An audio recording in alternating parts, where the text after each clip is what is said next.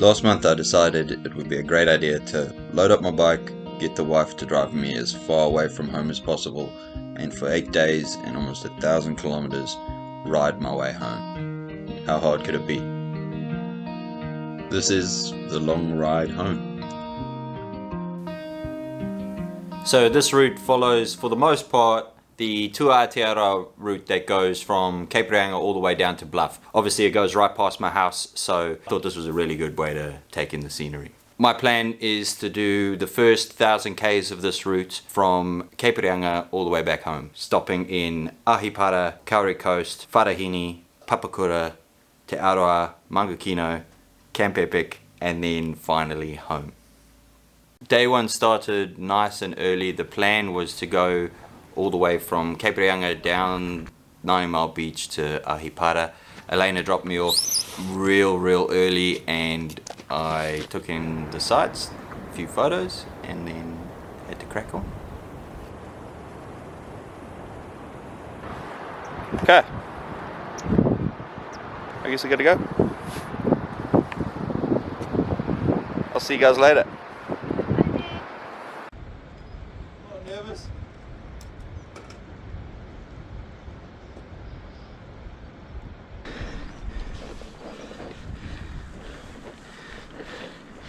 Here we go. This was a pretty surreal time watching the sunrise on my first day. I think it was mainly just a bit of nerves because I didn't know what really to expect. But once I got going, it kind of just fell into place. After about an hour on the road down from Cape Reinga, you go from road to gravel to sand to eventually nothing. So the road's ended. Check this.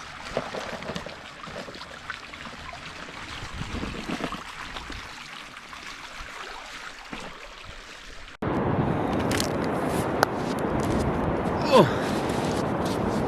Alright, I'm on the beach.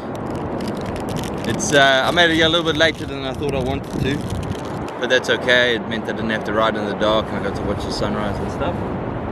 But I'm about an hour before low tide, so I've got 4 hours after low tide, so a total of 5 hours to get to the end of the beach, which seems pretty doable.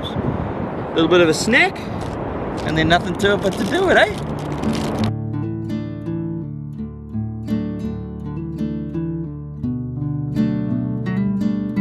The scale of the beach is just unbelievable. You have no one around you for kilometers and kilometers and kilometers. Every now and again you'll see someone or something, but it's a real introduction into what you're getting yourself into. It kind of feels like the adventure's beginning. I spent a total of 5 hours on the beach with a couple of little stops. I'd say I got pretty lucky with the weather and the wind. I would not want to be on this beach if you had a horrible southerly and some bad weather. It could really change the day. At the end of the first day, Elena and Nelson, my son, were waiting for me down the bottom. It was really lovely to just have a break with them and kind of recharge for the next day, because in hindsight it was about to get a whole lot tougher than I could ever imagine. This is day 2 on my way to Rawene from Ahipara. It's as you can see, dark still. First time riding in the dark, so we'll see how this goes. It's cold and wet today, so not sure how much footage there'll be, but let's get into it, eh? So day 2 was a reasonably long day, 140 k's. Like I said, there was not a minute that it stopped raining all day. This was the first kind of day with a nice big long distance, and kind of had to just relentlessly keep going. You kind of start to think, oh, can I do this? Do I want to do this?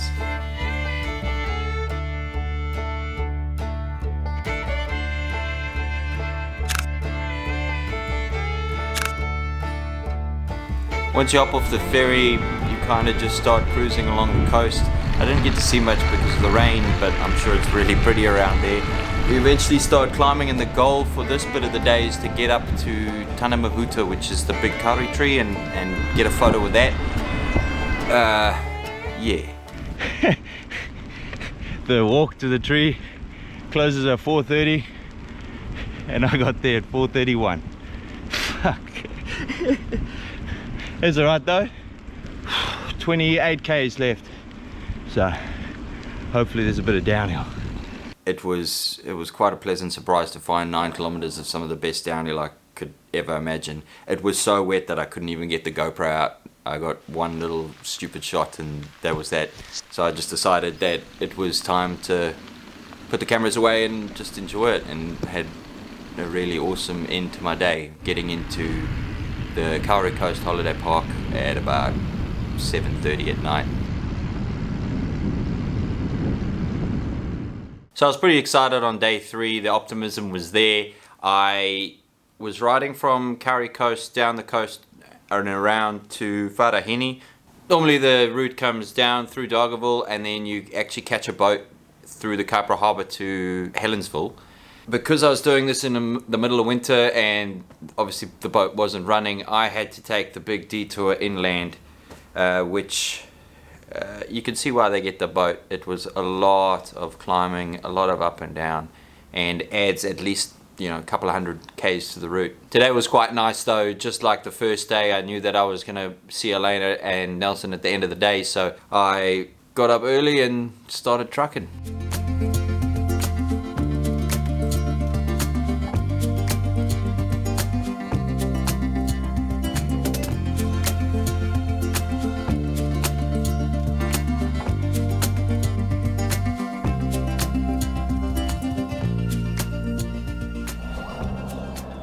So I just realized I missed my turn off by about 8 k's.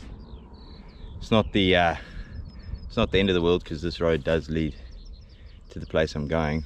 Only problem is it's on the state highway and there's absolutely no shoulder, like just nothing. I've got to stop daydreaming.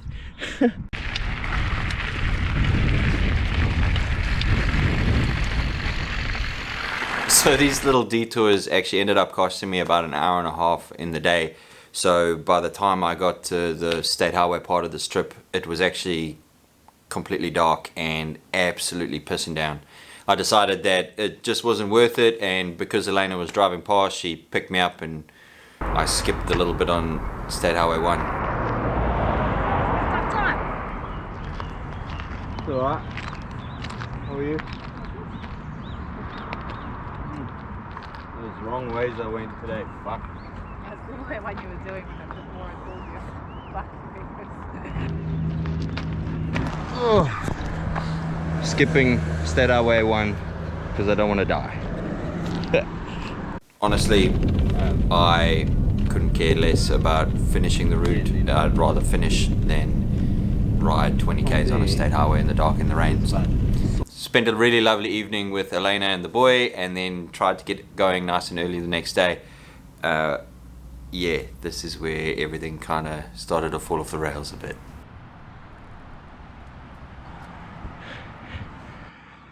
So to be honest, I'm fucking struggling today. I just spent the last 2 hours in the dark on some shitty highway. Super painful. Thinking about the wife, thinking about my family while I'm doing this. Having a little, well, kind of having a cry because I don't really have any tears.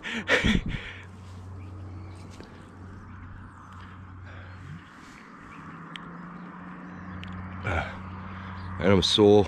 To be honest, I almost gave up. I knew it'd be hard.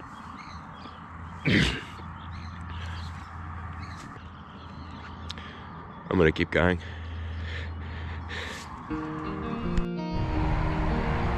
Having skipped that bit on State Highway 1 and just having seen the family really put me in a weird headspace, kind of like I was cheating or something. Deciding to continue on and having a really lovely experience through Auckland started to make it feel right. Fucking love a cycle way. Woo-hoo-hoo! Yeah, the mood started to lift a bit as I rolled into Auckland. Even breaking a spoke didn't quell it, It was super awesome that the guys at Psycho Bikes in Kingston could squeeze me in and fix my bike. I also got to sit across the road and have a beer. I'll leave the link for them down below. They went completely out of their way to do this, so I'm eternally grateful for you guys, and I'll return the favor one day if you come stay at camp. So I'm almost at the top of Mount Eden. It's over there, but it's closed. I think, you know, after this morning stuff, in a better headspace now that I'm here. I'm going to take it a bit differently, make my own route. I'm going to now ride down to the viaduct, have a couple beers with my brother. I really want to go on that big pink road. And then, yeah, I think I'm going to catch the train out of Auckland. So, I love trains. I fucking love trains. So, you got to make it your own. And it is mine. You know, you can't cheat if you make the rules.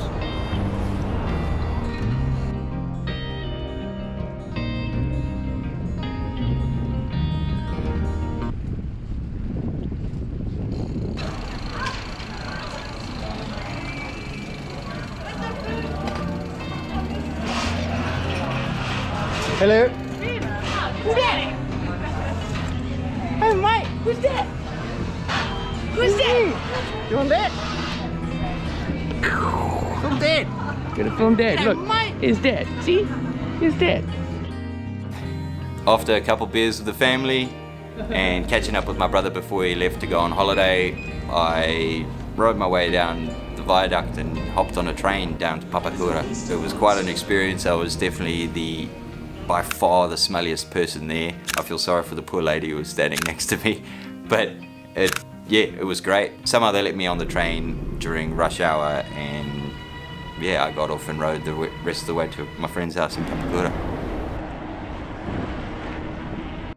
Leaving from Papakura, I knew that I had the longest day on my trip. It was going to be 150 Ks, but the good news was that there was only a tiny little climb in the beginning, and then for the most part it was completely flat all the way through the Firth of Thames down to Te Aroa. What I needed to do first was book some accommodation for the night, and I found this really cool place in Te Aroa that has some hot pools, and the goal for the day was just to keep moving, get this 150 Ks done, and get those hot pools before they close. This was a really lovely day. The weather was really beautiful. This is the day where my body really started to hurt. I suffered quite badly with some carpal tunnel in my Achilles, and my kneecaps were kind of scraping. It felt like there was sandpaper underneath them. So to have a day which was quite flat and I could just slowly chip away at was quite good. So I just rode all day and hoped for the hot pools. It was probably about 13 hours of moving time, 150 Ks. Another day done. I can tell you now that that was the best hot pool I have ever been in. Found myself a nice cold beer and just soaked it up for 20 minutes, which put me in good stead for the next day. This'll do.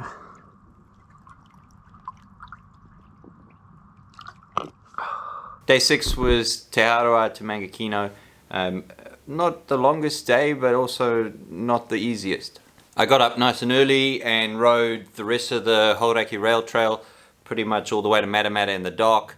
Had probably the best pie of the trip in Matamata and got cracking again. The goal was to get to Arapuni by lunch, because I knew at the end of the day I had the most difficult part of the day, which was the Waikato river trails.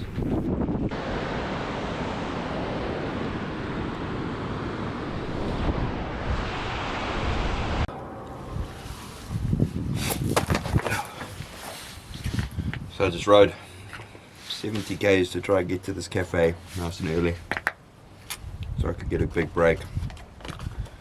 And they're closed. There's nothing, no cafes. Do 60 Ks either way. So I'm sitting in a bus shelter, eating my dinner with a tire lever, and I got a hot chocolate. View's okay. This ride tests you though, man. If I could test you.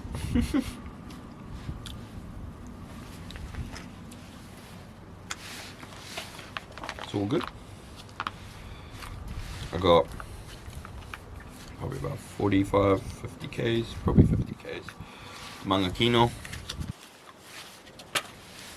Heaps of water, sunny day.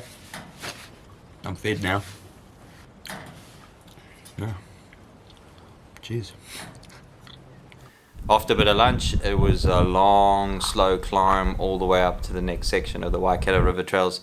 Hopefully nothing else goes wrong, right? The bit I've been looking forward to all day is fucking closed.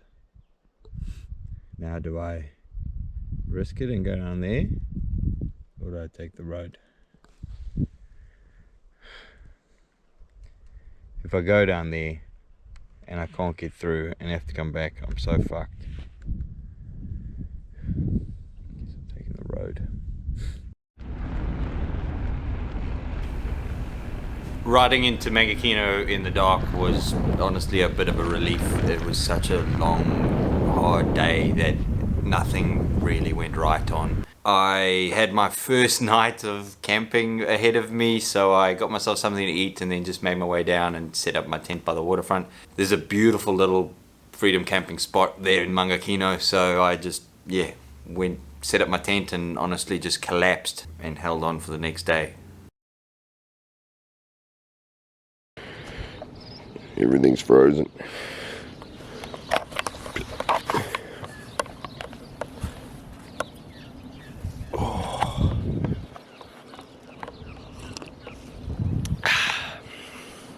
This lovely lady woke me up and made me a cup of coffee. There was frost inside the tent.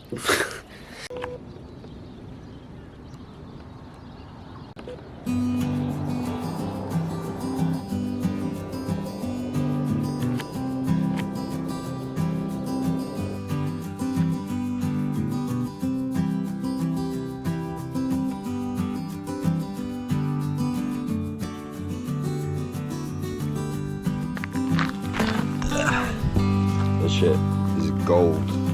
Honestly, I think that this day was my favorite day of the whole trip, even though it had a bit where I've probably ridden the timber trail 100 times. Just kind of kept feeling more and more like an adventure. Waking up in the tent in, -2 degrees, riding the beautiful bit along the Mangakino Dam, and then climbing up into the Poriora forest. The bridge was definitely one hell of an experience. It definitely wasn't made to take a fully loaded bike all the way through. It was one of those moments where I thought, shit, I better have the PLB close at hand, because it could have gone any other way.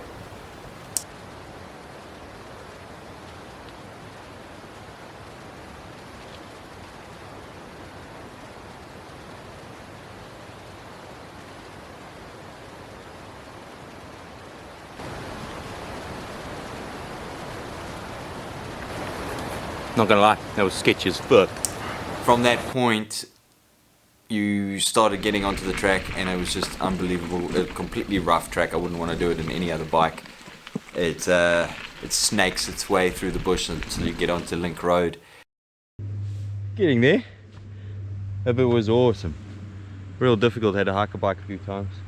I think today might be one of my favorite days so far, and I even get to go and ride on the timber trail, which I've ridden like 100 times, but I'm actually super excited. Super excited. And my bike's just coming into its own. It's been a bit slow on the road and everything and all the gravel stuff, but now once you're on the trails, just perfection. Just absolutely loving it. Right, 7 k's to the centre of the North Island, and on to Camp Epic.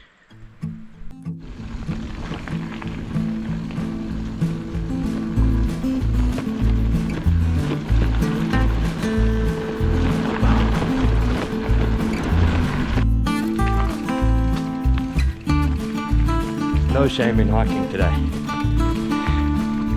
It's pretty much a 40-kilometer climb, so I'm 35 k's in. It was a pretty weird feeling coming down onto the timber trail. Like I said, I've ridden the timber trail probably 100 times, and I work on the trail, but it just for some reason felt completely new. I hadn't ridden it like that. I hadn't ridden it with a fully loaded bike. I hadn't ridden it in the evening. The mental space was really good. The body was really good. So I just enjoyed it. It was probably one of the best bit of riding I've ever done. And then I rolled into Camp Epic in pitch black darkness. It was definitely a really cool experience. Got up reasonably early and same thing again, just enjoyed camp. I only had a little 60-kilometer day from Camp Epic all the way home, so I really knew I could take my time. You'll notice that I've probably got the most footage in one day shot was on this last day, mainly because I had the time. The rest of the trip I rode for 13-14 hours a day, doing between 110 to 150 Ks, and in winter you just don't have the luxury of stopping.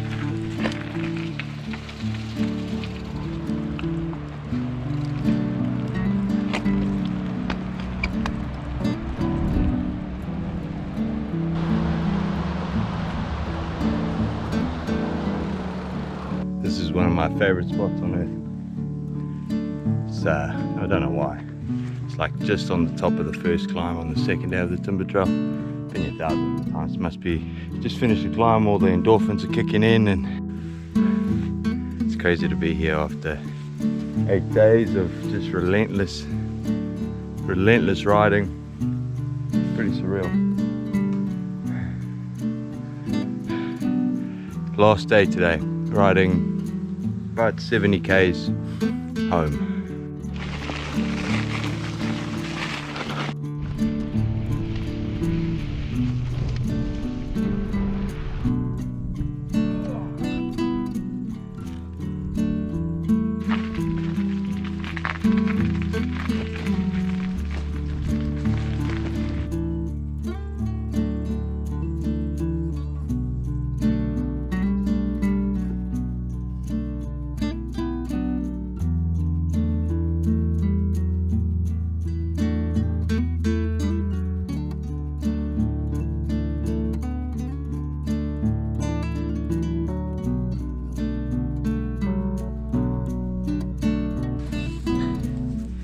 So close. Yeah, it was a bit surreal.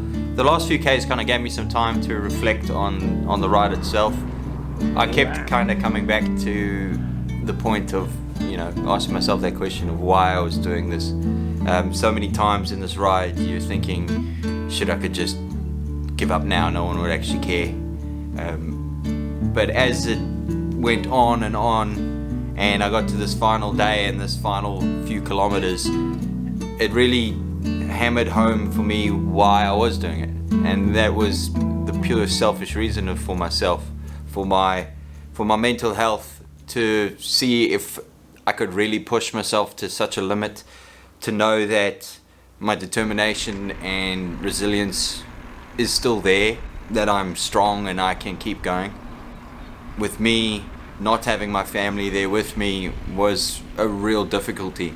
Those days where I had to spend 14 hours on the bike by myself and get to the end and they weren't there was tough. Those were the toughest days. You strip back everything that you own, you kind of get to realize what's the most important things in your life, and for me that's my family and spending time with them.